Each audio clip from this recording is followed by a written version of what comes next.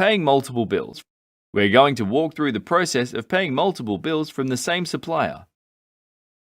To complete this process, we'll have to select the bills to be paid, prepare the payments, and release the payments. To begin with, let's open the Prepare Payments form.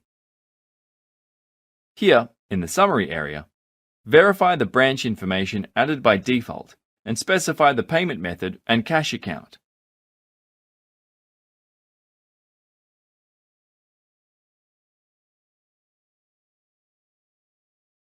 We'll keep the payment date as the current date. Select the supplier whose bills you want to pay.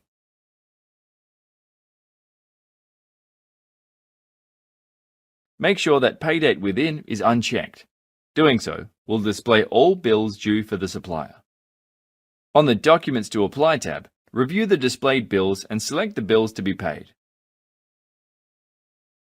As you select each bill, the selection total and number of rows fields are updated. Note that if for a bill, the Pay Separately checkbox is selected, then that bill will be paid through a separate check. Otherwise, a single check will be used to process payments for all the selected bills for a supplier. Now, let's prepare the payments for these bills by clicking the Process button. The system opens the Process Payments Print Checks form. Here you will see an entry for a single check with the total amount to be paid to the supplier. If we have selected to pay the bill separately, the system will generate a check for each bill. Let's proceed by clicking the Process button.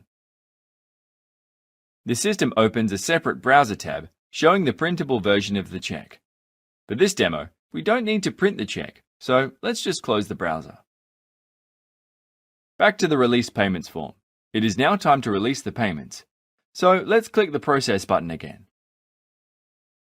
That's it! A pop-up message will appear confirming that the release of the payment has been completed.